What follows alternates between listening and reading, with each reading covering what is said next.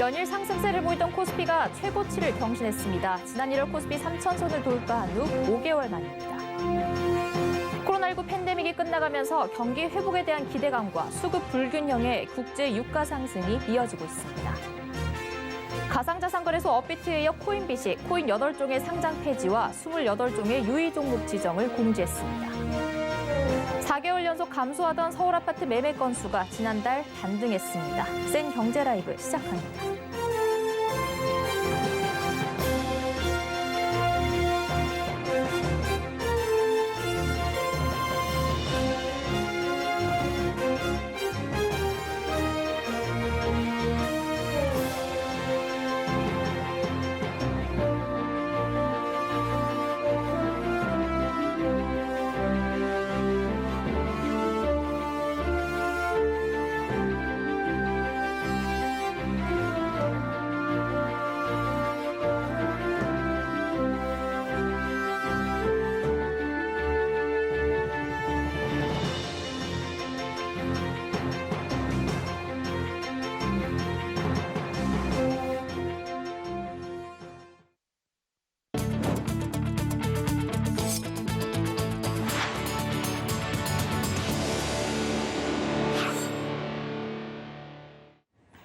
시청자 여러분 안녕하십니까? 센 경제 라이브 양한나입니다. 연일 상승세를 보이던 코스피가 장중 최고치를 경신했습니다. 지난 1월 코스피 3,000선을 돌파한 후 5개월 만인데요. 이번 상승 흐름 계속 이어갈 수 있을지 관심이 높아지고 있습니다. 윤혜린 기자입니다. 코스피가 5개월 만에 장중 최고치를 경신했습니다. 오늘 오전 11시 16분 코스피는 3,281.96포인트까지 오르며 지난 1월 11일 기록한 장중 최고치 3,266.82를 넘어섰습니다. 이날 코스피는 전장 대비 0.01% 오른 3,259.06으로 시작해 외국인과 기관의 매수세에 0.62% 상승한 3,278.68의 장을 마쳤습니다. 이로써 코스피는 3거래일 연속 종가 기준 최고치를 기록했습니다. 코스닥도 장중 1,000선을 넘어섰습니다. 코스닥은 오전 9시 42분, 전날보다 3.06포인트 오른 1,000.43을 기록했습니다. 오늘 코스피 상승을 견인한 외국인은 세종텔레콤, LG유플러스, CJENM, SBS 콘텐츠허브 등 통신, 유틸리티와 같은 경기방어주에서 매수 우위를 보였습니다. 간밤 뉴욕 3대 지수가 미국 연방공개시장위원회 FOMC 발표를 앞두고 일제히 하락해 국내 증시도 관망세가 짙을 것으로 예상했습니다. 이에 전문가들은 자산 매입을 축소하는 테이퍼링 및 기준금리 상승에 대한 우려가 커졌지만 해당 이슈는 이미 시장에 선반영됐을 것이라는 입장입니다. 다만 FOMC 경계감에 미국 10년 만기 국채금리와 원달러 환율이 소폭 상승하는 모습이 이어지자 국내 주식시장 상승이 제한될 가능성도 제기됐습니다. 서울경제TV 윤혜림입니다. 국제유가 상승이 이어지고 있습니다. 코로나19 팬데믹이 끝나가면서 경기 회복에 대한 기대감과 수급 불균형에 따른 불가피한 상승세라는 분석입니다. 전문가들 사이에선 배럴당 $100 유가 시대가 온다는 전망도 나옵니다. 앵커 리포트입니다. 간밤 뉴욕 상업거래소에서 7월물 서부 텍사스산 원유는 전거래일보다 1.8% 오른 배럴당 72.12달러에 거래를 마쳤습니다. 이는 2018년 10월 이후 20개월 만에 최고치입니다.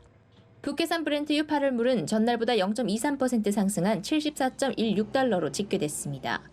코로나19 팬데믹에서 벗어나 하반기 경기가 회복할 것이란 기대감이 반영된 것으로 보입니다. 미국 뉴욕주는 코로나 백신을 최소 한 차례 접종받은 성인이 70%를 넘어서자 관련 규제를 모두 없애기로 했습니다. 세계 최대 산유국 중 하나인 미국이 조 바이든 행정부의 친환경 에너지 전환 기조에 따라 원유 생산을 줄이고 있는 반면 수요는 여전히 증가세를 보이고 있어 가격 상승이 불가피하다는 분석입니다. 파이낸셜 타임스에 따르면 세계 최대 석유 딜러 트라피그라, 골드만삭스 등 주요 상품 딜러들은 배럴당 $100 유가 시대를 예상하고 있습니다.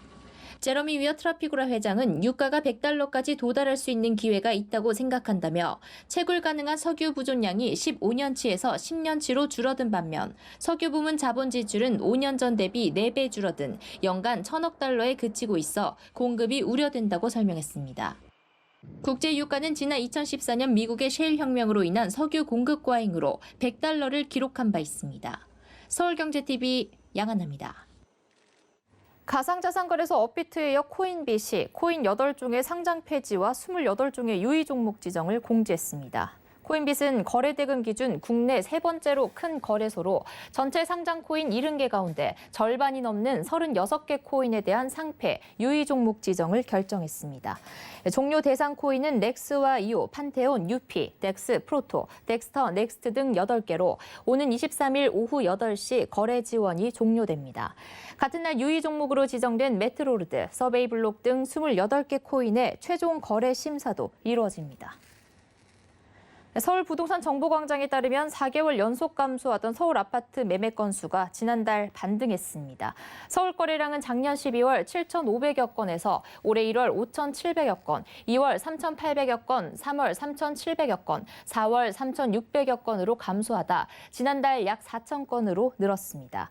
지난달 거래량은 신고 기한이 30일인 점을 감안하면 더 늘어날 것으로 관측됩니다. 서울 지역에서 거래 건수가 가장 많은 지역은 노원구로 나타났고 강서구, 구로구 등이 뒤를 이었습니다. 업계선 보유세 과세 기준일이면서 양도세가 중과되는 6월 1일 직전 아파트를 처분하려는 다주택자들이 매물을 내놓은 때문으로 보고 있습니다. 이베이 코리아의 새 주인으로 신세계그룹의 이마트와 네이버가 유력한 것으로 보입니다. 업계에 따르면 이베이는 오늘 이마트 네이버에 이 같은 본입찰 결과를 통보한 것으로 알려졌습니다. 다만 이마트 측은 아직 공식 입장을 내놓고 있지는 않습니다. 이번 입찰에서 이마트와 네이버는 이베이 코리아 지분 80%를 인수하는 조건을 제시한 것으로 알려져 인수가는 약 4조 4천억 원으로 추정됩니다. 이마트 네이버가 이베이 코리아를 최종 인수하면 온라인 쇼핑몰 시장 최강자로 올라섭니다. 작년 기준 시장 점유율은 이베이 코리아가 12%, 네이버가 18%, 이마트 쓱닷컴은 3%로 총 점유율은 33%가 됩니다.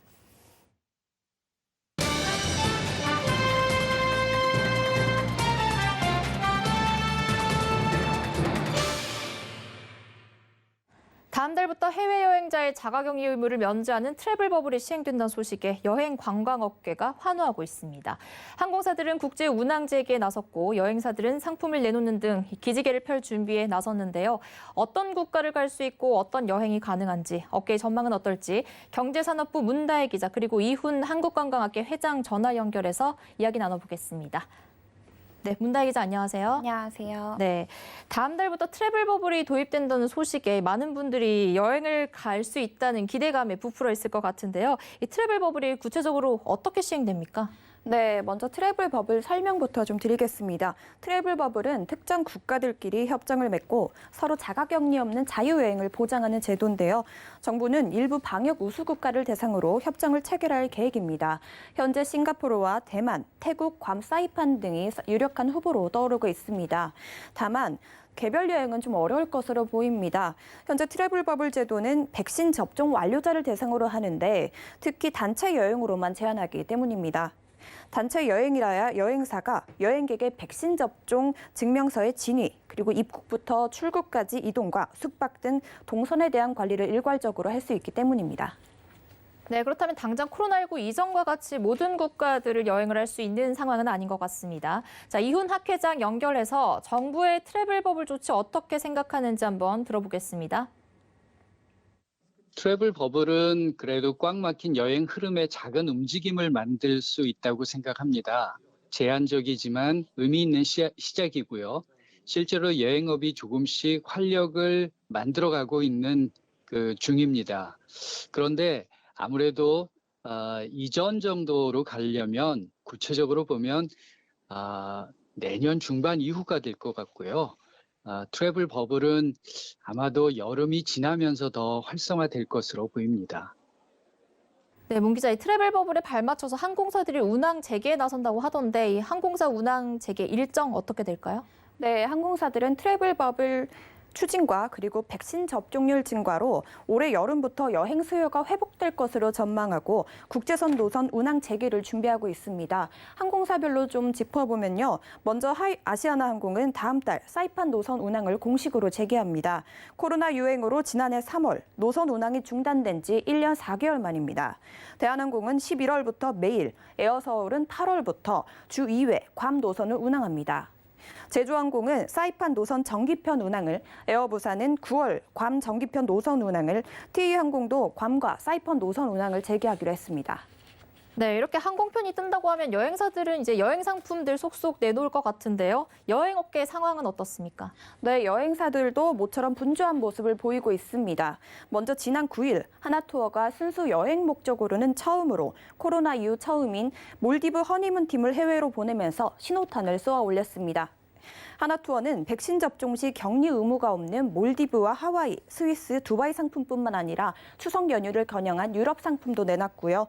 노랑풍선은 늘어나는 해외여행 수요에 맞춰서 지난 14일 자유여행 플랫폼을 론칭하고 자가격리 면제 국가와 백신 접종 국가로 나눠서 기획전을 실시하고 있습니다.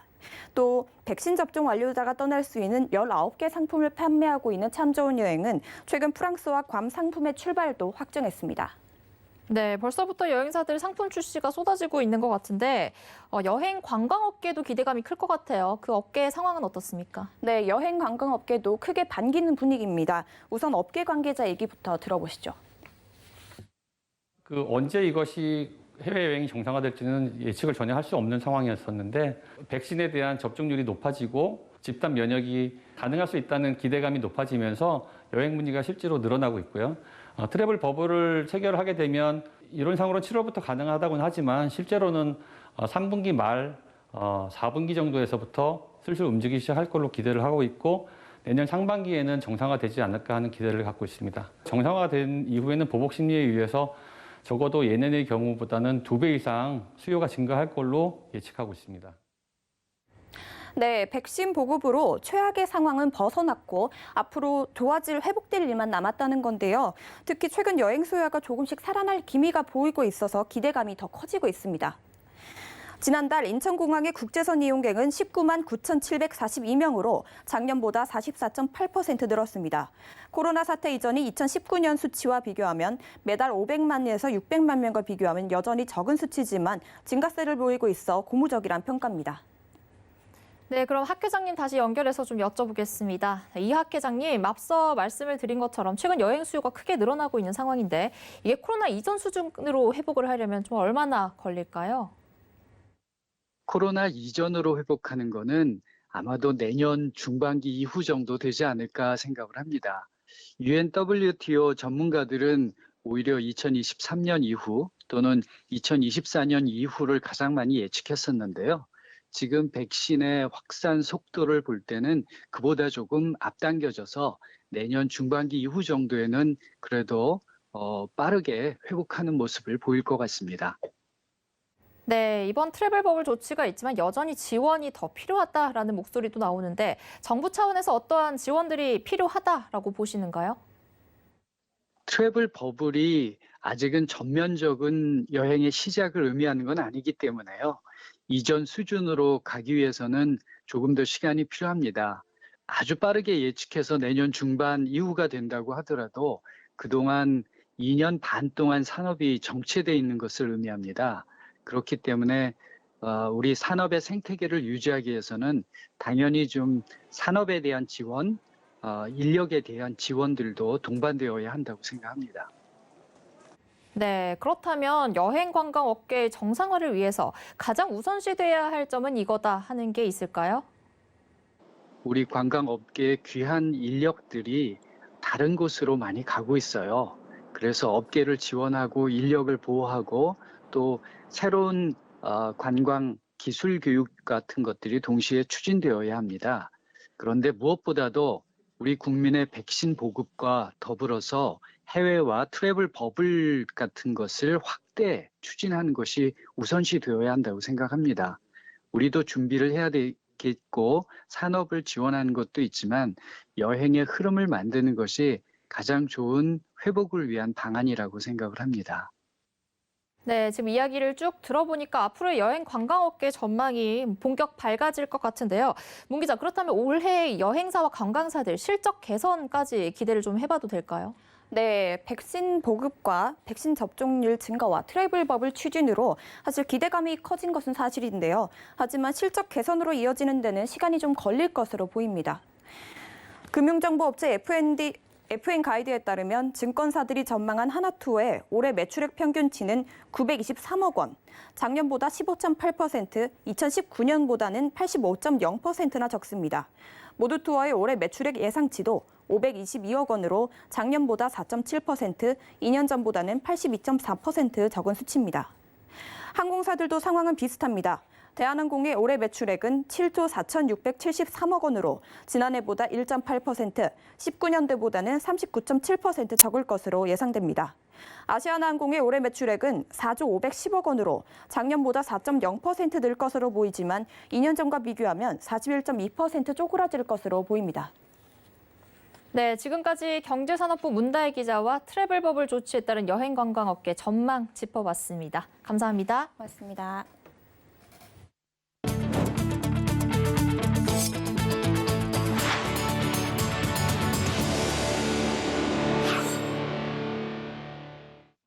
카카오의 주가가 무서운 기세로 오르고 있습니다. 하반기 자회사 상장 등 긍정적 모멘텀이 주가를 견인하고 있습니다. 밸류에이션 부담 속에서 추가 상승 여력 얼마나 될까요? 김혜영 기자입니다. 카카오가 플랫폼 대장주로 우뚝 섰습니다. 네이버를 제치고 시총 3위에 올라서며 주가가 연일 고공행진하고 있는 겁니다. 연초와 비교하면 주가가 80%가 넘게 올랐습니다. 이 가운데 증권가에서는 추가 상승 여력이 충분하다는 평가입니다. 자회사들의 가치 재평가가 지속되면서 카카오의 몸값을 끌어올리고 있는 겁니다. 카카오페이와 카카오뱅크 등 하반기 자회사 상장 이벤트가 끝나기 전까지 우상향 추세는 이어질 것이란 전망입니다. 호실적 역시 주가 상승 견인차 역할을 톡톡히 해줄 것으로 분석됩니다.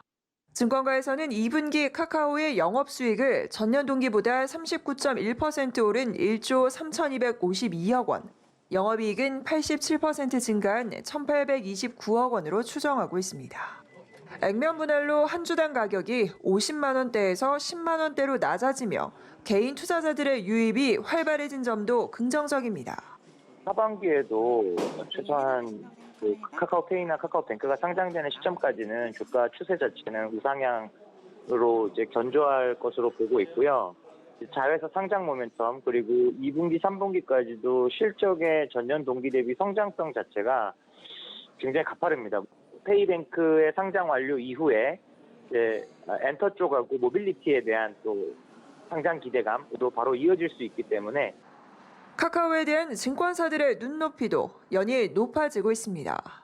이베스 투자증권인 카카오의 목표 주가를 18만 2천 원으로 올렸고 DB금융투자 17만 원, 현대차증권 16만 원으로 상향하는 등 장밋빛 전망이 이어지고 있습니다. 서울경제TV 김혜영입니다. 올해 기업 공개 시장 최대어로 꼽히는 게임사 크래프톤이 다음 달 14일부터 이틀간 청약을 진행합니다. 크래프톤은 16일 금융위원회에 증권 신고서를 제출하고 코스피 상장을 위한 공모 절차에 들어갔습니다. 전체 공모 주식 수는 약 1,000만 주로 공모 자금만 최대 5조 6천억 원에 이릅니다. 공모가 밴드 상단 기준 크래프톤의 시가총액은 29조 5,700억 수준으로 따상에 성공할 시 시가총액은 무려 40조 원에 이를 것으로 전망됩니다. 코스피 시장에서 개인 투자자들의 매수세가 주춤하고 있습니다. 한국거래소에 따르면 올 초부터 6월 중순까지 코스피 시장에서 개인들의 누적 순매수 금액은 50조 8천억 원 수준입니다. 개인은 올해 2월까지 2달 만에 20조 원을 순매수한 뒤 5월까지 52조 원에 도달했지만 이후 소폭 줄어 50조 원대를 기록하고 있습니다. 증권업계는 개인 투자자들의 매수세가 주춤한 것에 대해 5개월째 3,200대에 머물러 있는 피로도가 쌓였기 때문이라며 그간 개인들이 집중 투자한 전기전자와 운송장비, 서비스업 등의 업종이 부진했기 때문이라고 설명했습니다. 광주 학동 재개발지구에서 발생한 건물 붕괴 사고 이후 정치권이 관련법 강화를 적극 검토하고 나섰습니다. 아직 시행되지 않은 중대재해처벌법도 손질해야 한다는 분위기입니다. 어떤 배경인지 지혜진 기자가 알아봤습니다. 내년 1월 시행이 예고된 중대재해처벌법. 더불어민주당과 정의당 등이 법 개정 작업에 착수하겠다고 나섰습니다. 정치권이 서둘러 중대재해처벌법을 검토하고 나선 데에는 최근 광주에서 일어난 철거 건물 붕괴 사고 여파가 크기 때문입니다. 일부에선 중대재해처벌법이 시행 중이었더라도 이 사고에는 적용되기 힘들 거란 지적이 나옵니다. 예, 중대재해기업처벌법에서 지금 빠졌던 게 이제 CEO 처벌, 실제 CEO가 좀 피해갈 수 있는 그런 부분으로 좀 낮아졌고요. 시행사 발주도 만약에 이제 거기에 대한 책임이 있으면 책임을 지게 되는데 책임이 빠져 있거든요. 만약에 중대재해기업처벌법이 만약 시행됐다 하더라도 중대재해기업처벌법에 이게 적용이 안 된다. 중대재해처벌법은 중대산업재해와 중대시민재해로 중대재해를 구분합니다. 이번 사건은 일반 시민들이 다친 것으로 중대시민재해에 해당하는데 문제는 중대시민재해가 지정한 재해로도 인정되기 어렵다는 겁니다. 중대시민재해는 공중이용시설이나 공중교통수단의 결함 때문에 발생한 사고를 뜻하는데 광주 사고의 철거 건물이나 버스가 운행하던 도로가 이 정의에 해당하기 어려운 측면이 있어서입니다. 정치권에선 사고 이후 뒤늦게 관련법 강화에 속도를 내는 모습입니다. 어제 국토교통위원회 법안소위원회에서는 건축물관리법 개정안을 통과시켰습니다. 이에 따라 앞으로는 위험성이 높은 해체공사 현장에 상주감리원을 둬야 합니다. 해체 허가 후 착공 신고도 의무적으로 해야 합니다. 서울경제TV 지혜진입니다. 기아의 플래그십 세단 K9이 자존심 회복에 나섭니다. 제네시스에 밀려 판매량이 급감하며 꾸준히 단종설이 제기돼 왔는데요. 강화된 디자인과 첨단 사양으로 국내 소비자를 집중 공략합니다. 정세미 기자입니다. 기아가 더 뉴 K9의 온라인 쇼케이스 영상을 공개하고 본격적인 판매를 시작했습니다. 지난 2018년 4월 출시된 2세대 K9 이후 3년 만에 부분 변경됐습니다. K9은 기아의 플래그십 세단이지만 판매 부진으로 단종설이 제기되고 있습니다. 올해 지난달까지 판매량은 2,234대로 작년 같은 기간에 비해 32.1% 줄었습니다. 월 평균 판매량이 500대에도 미치지 못한 겁니다. 반면 제네시스의 G80는 월 평균 6,000대를 팔아치우며 K9의 자리를 위협하고 있습니다. 이에 기아는 더 뉴 K9의 디자인과 첨단 사양을 강화했습니다. 선호도가 높았던 K8의 대형 라디에이터 그릴과 V 모양의 크롬 패턴을 K9에 적용했습니다. 또한 세계 최초로 전방 예측 변속 시스템을 탑재했습니다. 내비게이션과 전방 레이더 및 카메라의 신호를 활용하여 전방의 가감속 상황을 예측하고 미리 최적의 기압단으로 변속하는 기술로 운전의 편의성과 주행 안전성을 제공해 줍니다. 엔진 라인업은 3.8 가솔린과 3.3 가솔린 터보로 구성됩니다. 기존 8기통 5.0 가솔린은 제외됐습니다. 트림 역시 플래티넘과 마스터즈로 단순화돼 개별 소비세 3.5% 기준 5,694만 원부터 7,608만 원으로 책정됐습니다. 경쟁작인 G80보다는 약 400만 원 높지만 벤츠 S클래스와 렉서스 LS가 1억 이상인 점을 감안하면 더 뉴 K9은 가격 경쟁력을 갖출 것으로 보입니다. 서울경제TV 정세미입니다. 코로나19로 억눌렸던 소비 촉진을 위한 대한민국 동행 세일이 오는 24일부터 다음 달 11일까지 열립니다. 중소벤처기업부는 지난해에 이어 두 번째인 이번 동행 세일 행사에 온 오프라인 유통업체, 우수 중소기업, 소상공인, 전통시장 등이 폭넓게 참여한다고 밝혔습니다. 특히 이번엔 지마켓과 11번가 쿠팡 등 온라인 유통 플랫폼에 입점한 1,200여 개 업체에서 최대 70%까지 할인을 진행합니다. 백화점과 대형 마트, 전통시장에서 최대 50% 할인 행사가 열리고 가전제품과 휴대전화 등에 대한 특별전도 펼쳐집니다. 센 경제 라이브 마칩니다. 고맙습니다.